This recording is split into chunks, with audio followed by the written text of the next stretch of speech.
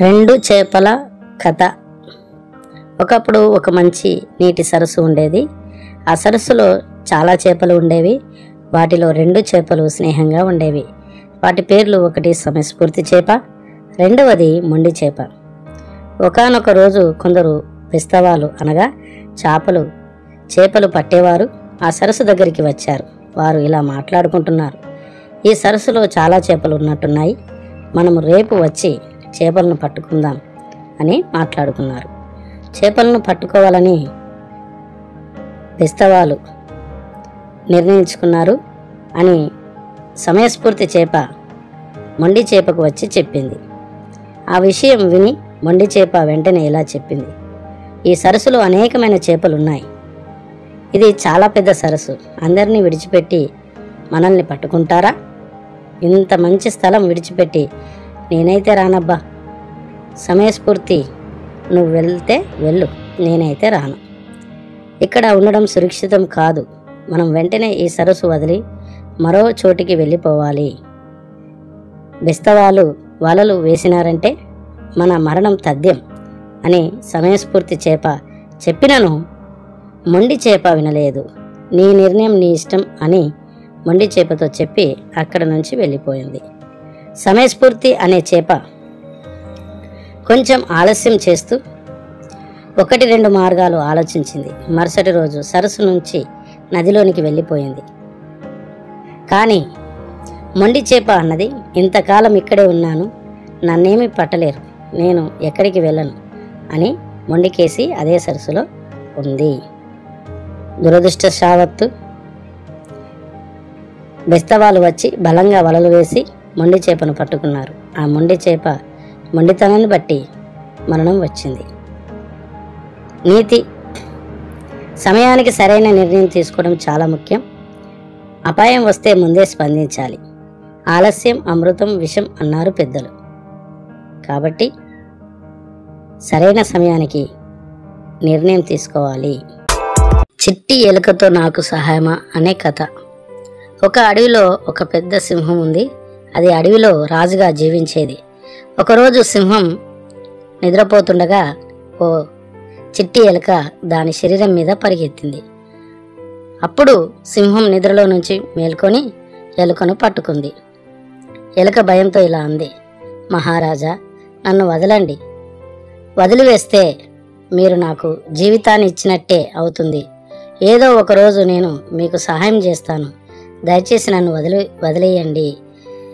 సింహం ఆ మాటలు హేళన చేస్తూ విని నవ్వింది. చిన్న ఎలుకవు నాకెప్పుడు సహాయం చేయడమా? చిన్న ఎలుకవు నాకెప్పుడో సహాయం చేయడమా? ఆహాహా, నువ్వు చాలా చిన్నగా ఉన్నావు, నీతో నాకేం పని ఉంటుంది? నేను చూడు, నా శరీర ఆకృతి చూడు, నా బలము చూడు, నా గర్జన చూడు. నాలాంటి వాడికి నీతో నాకు పని పడుతుందా? నేను ఈ యొక్క అడవికి రారాజుని. నాకు అవసరం అయితే నాలాంటి వారితో పని పడుతుంది, కానీ నీలాంటి వారితో పని పడుతుందా? చెప్పు అని హేళన చేస్తూ మాట్లాడింది. సరే మహాప్రభు, దయచేసి ఈ చిట్టి ఎలుకను మన్నించి ప్రాణభిక్ష పెట్టండి. మీ పేరు ఈ అడవి అంతా తిరుగుతూ మహా గొప్పగా చెబుతాను. నాకు ప్రాణభిక్ష పెట్టండి, దయచేసి వదలండి రాజా. అలా అన్నావు, బాగుంది. నీతో నాకు అసలే పని ఉండదు.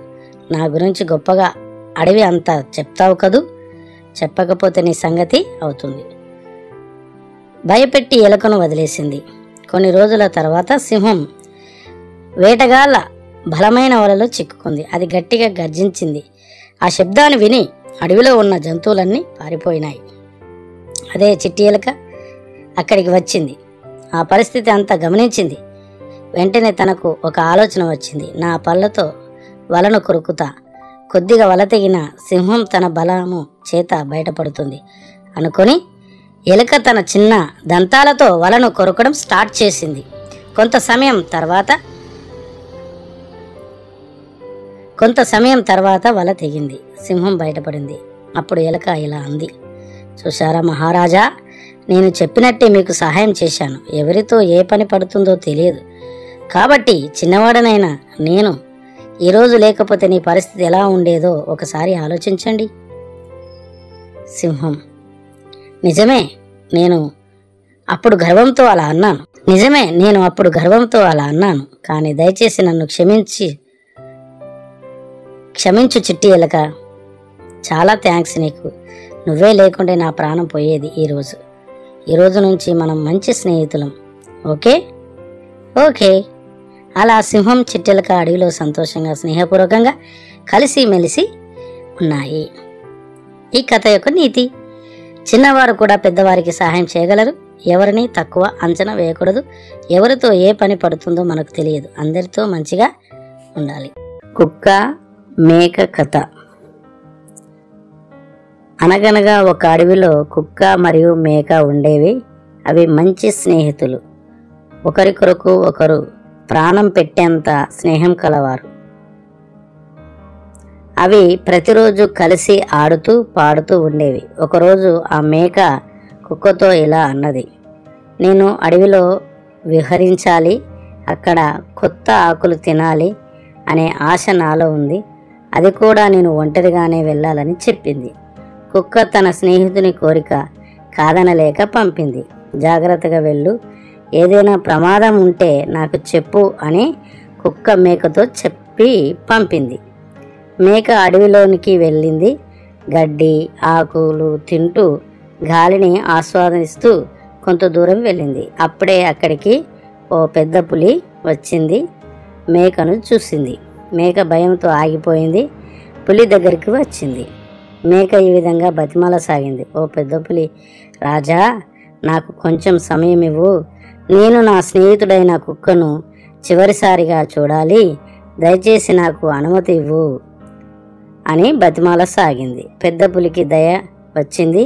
త్వరగా పోవాలి, త్వరగా రావాలి అనే ఒప్పందంతో పంపింది. మేక పరిగెత్తుకుంటూ కుక్క దగ్గరికి వచ్చింది. కుక్కకి మేక ఇలా చెప్పింది: నేను అడవిలో ఆకులు తింటూ వెళ్తుండగా ఒక పెద్ద పులి నన్ను తినడానికి వచ్చింది. పెద్ద పులిని బతిమలాడితే నిన్ను చూడడానికి అవకాశం ఇచ్చింది. అందుకే చివరగా నిన్ను చూడాలని వచ్చాను. చివరిగా నిన్ను చూశాను, చాలా సంతోషం. ఇప్పుడు నిన్ను చనిపోయినా నాకు చాలా సంతోషమే. నేను వెళ్తున్నాను అంటూ మెల్లగా వెళ్ళిపోయింది. కుక్క మేకతో అన్నది: మనమిద్దరం కలిసి వెళ్దాం, నేను నీకు సహాయం చేస్తాను. అందుకు మేక కుక్కతో ఇలా అన్నది: నిన్ను కూడా నేను పోగొట్టుకోలేను. పెద్ద పులి నిన్ను కూడా చంపేస్తుంది. నీ మీద ప్రేమతో నేను నిన్ను చూడడానికి వచ్చాను. పెద్ద పులి కూడా నన్ను నమ్మింది, కాబట్టి నేను పెద్ద పులిని మోసం చేయలేను అని కుక్కతో మేక అన్నది. అప్పుడు కుక్క మేకతో ఇలా అన్నది: నిన్ను అక్కడి దాకా సాగనంపుతానని చెబుతున్నాను. దయచేసి నన్ను అర్థం చేసుకో. ఎందుకంటే నిన్ను చూడాలని కూడా నాకు కూడా చివరి చూపే కదా. అంతే, మేక అర్థం చేసుకున్నది. అవి కలిసి వెళ్ళాయి. ఆ స్థలం దగ్గరికి పోయిన కొద్దీ కుక్క గట్టిగా గంభీరంగా మొరగసాగింది. అలా పదే పదే చేయడం ద్వారా ఆ శబ్దం విన్న పెద్ద పులి నాకంటే పెద్ద జంతువు వస్తున్నట్టుంది అని భయపడి అక్కడి నుండి పారిపోయింది. మేక కుక్కను మెచ్చుకుంది. సంతోషంగా తిరిగి ఇంటికి వచ్చినాయి. మేక తన జీవితంలో కుక్కను మర్చిపోలేదు. మేక కుక్కతో అన్నది: నీ వల్లే నేను బ్రతికాను. నిజమైన స్నేహితుడు నీవే. వేరే వాళ్ళైతే నాకు సహాయం చేసేవారు కాదని చెప్పింది. కుక్కకు థ్యాంక్స్ కూడా చెప్పింది. నీతి: మంచి స్నేహితులు కష్టకాలంలో తోడుంటారు. మంచి స్నేహితులను మనం పోగొట్టుకోకూడదు. కోతి దొంగతనం అని. అనగనగా ఒక అడవిలో ఒక కోతి ఉండేది. ఆ కోతి చాలా చురుకైనది. సరదాగా చెట్ల మీదికి ఎగిరేది, చెట్ల మీద పరిగెత్తేది. ఈ చెట్టు మీద నుండి ఆ చెట్టు మీదకి దుంకేది. ఇలా చాలా సంతోషంగా ఆ అడవిలో ఉండేది. ఒకరోజు కోతికి ఆకలిగా ఉంది. తినేందుకు ఏమీ దొరకలేదు. అదే సమయంలో ఒక ఒక ఎలుక తన రంధ్రములో తినుబండారాలు, పప్పులు, వేరుశెనగలు దాచుకున్నాడు. కోతి దాన్ని చూచి ఆశ్చర్యపోయింది. ఎలుకని అడిగింది, ఏమండి ఎలుక గారు, ఈ అన్నీ ఎలా సంపాదించావు? ఎలుక చిరునవ్వుతో అన్నాడు, నేను రోజు కష్టపడి కొంచెం కొంచెంగా సంపాదించుకున్నాను. ఖాళీగా తిరిగే కోతిలాగా కాదు గదా అని అపహాసంగా అన్నాడు. కోతి నవ్వింది, అంత కష్టమా? నేనైతే నువ్వు దాచినవి దొంగిలిస్తే చాలు కదా అన్నది అని కోతి ప్రయత్నించింది. ఎలుక రంధ్రంలోకి ప్రవేశించేందుకు ఎంతగానో ప్రయత్నించింది. కానీ కోతి వల్ల కాలేదు, ఎందుకంటే రంధ్రం చాలా చిన్నగా ఉంటుంది కదా. కోతి లోపలికి వెళ్ళలేకపోయింది. అలా చాలా ప్రయత్నాలు చేసింది. చివరికి అలసట వచ్చి అక్కడే కూర్చుంది. అంతలో ఎలుక తన మిత్రులకు కోతి వలన వచ్చే ఆపదను తెలియజేస్తూ వచ్చింది. తన మిత్రులను ఒకటిగా చేసింది. అన్ని ఎలుకలు కలిసి కోతిపై దాడి చేసినవి. ఒకేసారి దాడి చేయడం మొదలు పెట్టినవి. ఒక ఎలుక కాలుని కొరికింది, మరొకటి ముక్కులు, మరొకటి చెవిని, కొన్ని ఎలుకలు కడుపులో, కొన్ని తలపై కొరకడం మొదలు పెట్టినవి. కోతికి చాలా నొప్పి రావడం ద్వారా పరుగు పరుగు అంటూ అక్కడి నుండి కోతి వెళ్ళిపోయింది. ఆ రోజు నుంచి కోతికి ఒక గుణపాఠం జరిగింది. ఇతర వాళ్ళ సొమ్ము దోచుకుంటే వాళ్ళు కొడతారని, చివరికి ప్రాణం పోయే పరిస్థితి కూడా రావచ్చని తెలుసుకున్నది. చివరికి తన ఆహారాన్ని తానే సంపాదించుకోవడానికి ప్రయత్నం చేయడం మొదలుపెట్టింది. నీతి: ఇతర వాళ్ళ సొమ్ము దొంగలించకూడదు. మన ఆహారం మనమే సంపాదించుకోవాలి. కష్టపడి పని చేయాలి. నక్క ధైర్యం అనే కథ. ఒకప్పుడు మల్లాపురం అనే గ్రామంలో ఒక నక్క ఉండేది. ఆ నక్క చాలా చురుకుగా, బుద్ధిగా ఉండేది. అదే గ్రామంలో కొన్ని కుక్కలు కూడా ఉండేవి. అవి నిత్యం నక్కని తిట్టటం, తోసేయటం చేస్తూ వేధించేవి. నీవు మాకేమైనా పోటీనా అని అవమానించేవి. అలా మాటలు చేత నక్కని బాధ పెట్టేవి. నక్క మాత్రం ఎప్పుడూ ఓర్పుగా ఉండేది. కుక్కలతో పోట్లాడకుండా తన పని చూసుకుంటూ జీవించేది. ఇలా చాలా కాలం గడిచిపోయింది. ఒకరోజు మల్లాపురం గ్రామానికి తెలంగాణలోని సిద్దిపేట జిల్లా నుంచి పెద్ద పెండ్లి ఊరేగింపు వచ్చింది. మేళతాళాలు, పెద్ద పెద్ద శబ్దాలు, బాణాసంచాతో ఊరంతా హడావుడిగా మారింది. బాణాసంచా శబ్దం విన్న కుక్కలన్నీ ప్రాణభయంతో పరుగెత్తాయి. ఒక్క నక్క మాత్రం భయపడలేదు. బుద్ధిగా ఓ మూల కూర్చొని చూస్తూ ఉండింది. ఊర్లోని వారంతా ఆశ్చర్యపోయారు. నక్కకు ఎంత ధైర్యం ఉంది! ఊరిలో జనం అనుకున్నారు, కుక్కలన్నీ ప్రాణభయంతో దాక్కున్నాయి అన్నారు. నక్క ధైర్యాన్ని మెచ్చుకున్నారు. అప్పుడే గ్రామస్తులకు తెలిసింది, ధైర్యం శరీరంలో కాదు, మనసులో ఉండాలి అని. నీతి: బలహీనులా కనిపించే వారే నిజంగా ధైర్యవంతులు. ఎదుటివారిని అణగదొక్కే ముందు వారి అసలైన శక్తిని తెలుసుకోవాలి. నక్క బావిలో దూకింది అనే కథ. ఒక అడవిలో ఓ నక్క ఉండేది. అది చాలా గొప్పలు చెప్పుకునేది. తనకంటే తెలివిగలవారు లేరని గొప్పలు చెప్పుకుని తిరిగేది. ఇతర వాళ్లను మోసం చేసేది. ఒకరోజు వేటకు నక్క వెళ్ళింది, కానీ ఏమీ దొరకలేదు. ఆ రోజు రాత్రి నక్కకి తినడానికి ఏమీ లేదు. ఆకలితో చాలాసేపు అటు ఇటు తిరిగింది. అలా తిరగడం ద్వారా దాహం వేసింది. నీరు తాగాలనుకుని ముందుకు నడిచింది. అలా వెళ్ళుతూ ఓ బావి దగ్గరకు వచ్చింది. లోపల నీళ్లు కనిపించాయి, కానీ బావి లోపల నీళ్లు చాలా లోతుగా ఉన్నాయి. దాహమేమో ఎక్కువైతుంది. అలా కొద్దిసేపు అటు ఇటు తిరిగింది. ప్రాణం పోయేంత పరిస్థితి వచ్చింది. నీళ్లు తాగినాక ఎట్లయినా సరే బయటపడతా, నాకు చాలా తెలివితేటలు కదా అనుకున్నది. ఒక్క దూకు దూకింది బావిలోకి. కడుపు నిండా నీళ్లు తాగింది. దాహం తీరింది, కానీ పైకి ఎలా రావాలో తెలియలేదు. కాబట్టి అనేక ప్రయత్నాలు చేసింది. చివరికి బావి లోపల నుండి బయటకు ఎక్కలేకపోయింది. చివరికి అలసిపోయి అక్కడే కూర్చుంది. చాలాసేపు నుంచి నక్క అరుపులు వినడం ద్వారా అటువైపు వెళుతున్న మరో నక్క ఎవరో అని చూద్దామని వచ్చింది. లోపల ఉన్న నక్కను చూసింది. ఏమైంది నీకు? లోపలికి ఎలా వెళ్ళావు అని అడిగింది. బావి లోపట ఉన్న నక్క పైనున్న నక్కను చూసి, నేను బావిలో ఉన్న సంగతి అందరికీ చెప్తుంది. ఎలాగైనా సరే చెప్పకుండా చేయాలి అని ఇలా తెలివిగా అన్నది. ఇక్కడ నీళ్లు ఉన్నాయి, చాలా చల్లగా ఉన్నాయి.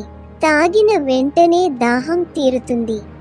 నువ్వు లోపలికి వచ్చేయ్ అని మాయమాటలు చెప్పసాగింది.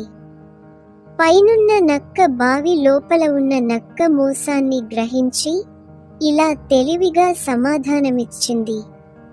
అబ్బా, నాకు చాలా జలుబు వేసింది. ఆ చల్ల నీళ్లు నేను త్రాగలేను. ఆ చల్ల నీళ్లతో నీవే దాహం తీర్చుకో అని దగ్గుతూ, వెక్కిరిస్తూ, మాట్లాడుతూ వెళ్ళిపోయింది. నీతి: పని చేసే ముందు దాని ఫలితం, నష్టం గురించి ఆలోచించాలి. చిత్తశుద్ధితో కాకుండా తెలివితేటలతో వ్యవహరించాలి. మరియు గొప్పలు చెప్పుకోవడం మానాలి. నక్క కుక్క కథ. అనగనగా ఒక అడవిలో కోడి, కుక్క ఉండేవి. అవి చాలా మంచి స్నేహితులు. ఒకరోజు కోడి, కుక్క కలిసి షికారికి వెళ్ళాయి. షికారిలో ఆలస్యం కావడం ద్వారా చీకటి పడిపోయింది. అడవి జంతువులు వస్తాయనుకుని అవి భయపడ్డాయి. కోడి చెట్టుపైన కూర్చుంది. కుక్క చెట్టు తొర్రలో దాచుకుంది. కొద్ది సమయం తరువాత అక్కడికి ఒక నక్క వచ్చింది. చెట్టు పైనున్న కోడిని చూసింది. అది కోడిని చూసి పాట పాడమని కోరింది. కోడి పాట పాడింది. నక్క కోడిని పట్టి మోసం చేయాలని భావించింది. అలా మాటల్లో పెట్టి మోసం చేయాలని ఆలోచన చేయసాగింది. నక్క యొక్క మోసాన్ని కోడి గ్రహించి కుక్కకు సైగ చేసింది. కుక్క వెంటనే తెలివితో తన స్నేహితుని కాపాడాలని ఉద్దేశంతో కుక్క మెల్లగా వెనుక నుండి వచ్చింది. నక్క కుక్కని చూడలేదు. అప్పుడు కుక్క నక్కను కరిచింది. నక్క పరుగు తీసి పారిపోయింది. ఉదయం వరకు అక్కడే ఉండి కోడి, కుక్క సంతోషంగా అక్కడి నుండి తిరిగి ఇంటికి వచ్చినాయి. ఈ కథకు నీతి: ఇతరులని మోసం చేయాలని ఆలోచన చేయకు, మనమే మోసపోవచ్చు. అనగనగా ఒక ఊరు ఉండేది. ఆ ఊరి పేరు రంగాపురం. ఆ ఊరిలో కనకమ్మ అనే ఒక రైతు ఉండేది. ఆమె దగ్గర ఒక తెల్ల కోడి ఉండేది. ఆ కోడి చాలా తెలివైనది. దీని పేరు చిట్టికోడి. చిట్టికోడి రోజు ఉదయం తొందరగా లేచి మేతకు వెళ్ళేది. అలా చెట్లు, పొలాలు, అదేవిధంగా తోటలు, ఊరు చుట్టూ చాలా ప్రదేశాలు తిరిగి చివరికి గూటికి చేరుకునేది. ఒకరోజు చిట్టికోడి ఊరిలోని ఒక పొలంలోనికి వెళ్ళింది. అక్కడ ఒక మెరిసే నాణెం కనిపించింది. ఇది ఏమిటో చూద్దాం అనుకుంది కోడి. దాని దగ్గరకు వెళ్ళి చూడగా అది ఒక చిన్న బంగారు నాణెం. కోడి ఎంతో సంతోషపడింది. అదే రోజు కనకమ్మకు ఇచ్చింది. కనకమ్మ ఆశ్చర్యపోయింది. ఓహో, నా చిట్టికోడి బంగారు నాణెం తీసుకొచ్చింది అంటూ చాలా సంతోషపడింది. తన స్నేహితులకు, బంధువులకు తన కోడి యొక్క గొప్పతనాన్ని తెలియజేస్తూ వచ్చింది. ఆ రోజు నుండి ప్రతిరోజు చిట్టికోడి ఒక కొత్త నాణ్యం తీసుకురావడం మొదలుపెట్టింది.